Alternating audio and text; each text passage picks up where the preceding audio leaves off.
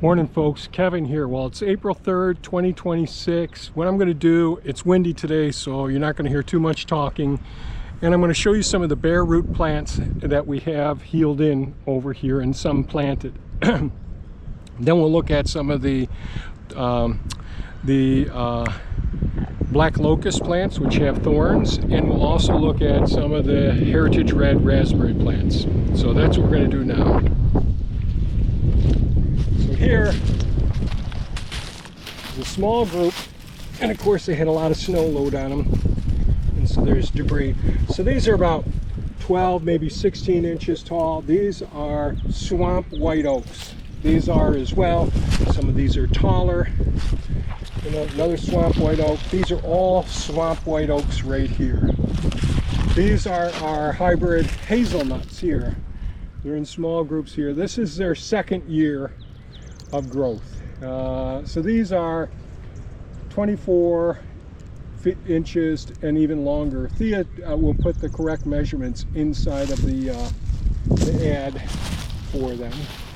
These are a mixture of various oak trees right here. So we have some English oaks, we have some swamp white oaks, different oak trees all in here. Most of these are all oak trees.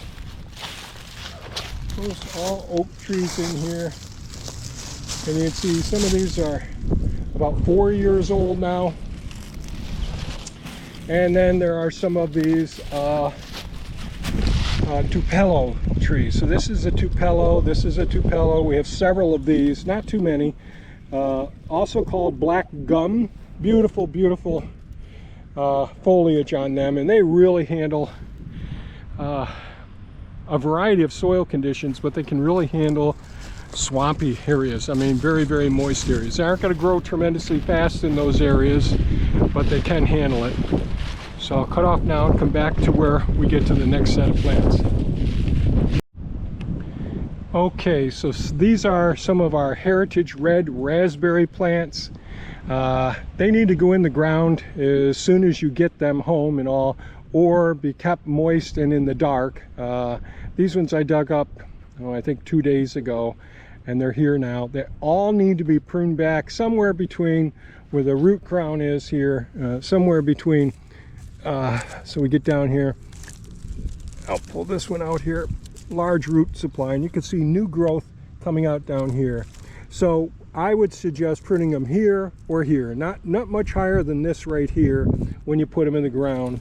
The reason that we want to prune these berry bushes back is because they're all going to leaf out. These things are ready to go in the springtime, and they're going to leaf out, and when they have their leaves out, they're going to do photosynthesis and transpiration, take moisture up from the roots and nutrients up from the roots and put it out into the atmosphere, and the sugars go back down to the ground. Well, the truth is, when you're doing a bare root transplant, the goal is do it early in the fall, in the spring, or early in the spring and early in the fall. Those are the two best times to do this. But you don't want to have too much top growth on them when they're just getting the roots established. You want their roots to get a good foothold and establish itself, and you'll see new shoots start coming up from those roots. And they are they're going to produce, I'm sorry about the wind, they're going to produce a stalk that is going to be their primocane the first season. That'll produce some berries, and then the next season it's going to be a florocane, and it's going to produce more berries. Then you cut those ones back, and these just keep growing over and over again. Delicious fruit. You can read more about all of these plants at mindfullivingsanctuary.com under articles and all. Now we'll go over here to some of the black locust trees over here. Black locust, so people are into permaculture and putting nitrogen back into the soil naturally. Well, the black locust is a fantastic plant. I love them for fence lines because they do have thorns, and the thorns do hurt. And the other thing that's bad about them is they'll send up root suckers. So in other words, unless you're mowing up next to the area, it's going to get thicker and thicker your borderline wherever you put these. These are great. They're rot resistant. You know, you can use the logs from it for construction, rot resistance on the ground as well. So there's lots of benefits to them. Many people will talk about them being edible, and there are some toxins associated with it. I've written all about it in our articles on them. And what else about them? Oh, they're great for all the beneficial insects. So having these on your property are really great if you find the right spot for them. And again, these have thorns, so you don't want to mess with them too much. And I have videos showing our living fences with these, and they are fantastic. So here are the smaller ones that are probably 2.5 to 3 feet tall, and you can see they're pretty thorny, and they're healed in this bed here. And here are the taller ones. Some of these are like 4 feet tall in all, and those are black locusts. Beneficial insects love them. They put nitrogen into the soil.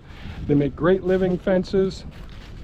So if you want to have a barrier for your property that looks really pretty, it's thorny, not too many, well, wildlife will go through some of it depending on how thick you put the living fence in. Anyways, that's a black locust.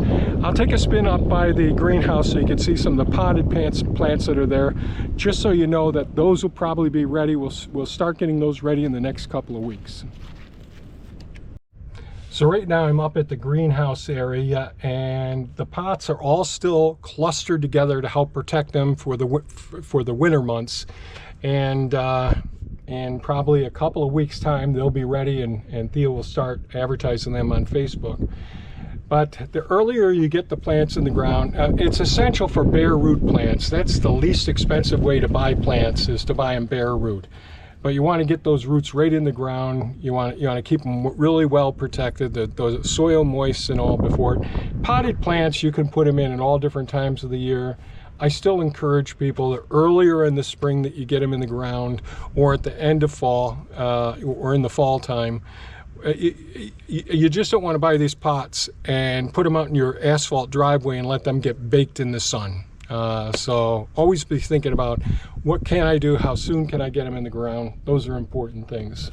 So over here, so we have a lot of red maples over in here that are, a lot of these are 5-6 feet tall. Some are only about 4 feet tall. We have thornless honey locust trees over here. Quite a few thornless honey locust trees. What else do we have? Lots of honey locust trees here. Now these ones are smaller ones. And we have white oaks that are potted here. These are last year's white oaks in here. These are all swamp white oaks in this pile here. And inside we have pawpaws. I'm trying to think, do we have some apples, some persimmons, some chestnuts, some shagbark hickory as well. And we have other trees over there as well. And I see some white pines over there. And then we have a whole variety of various blackberry plants, black currants, red currants. I think we have some of the, I'm not sure if we still have some, because from time to time people want different ones. So we have the hardy kiwis as well, I think, over there. So those are some of the plants that we've got. And I thought I'd just make this quick video so you could see what the potted plants look like, and the bare root plants that we're selling as well.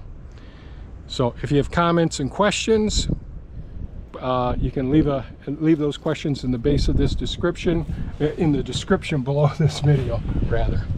Okay, folks, stay safe, take care, and we'll catch you on the next one. Bye-bye now.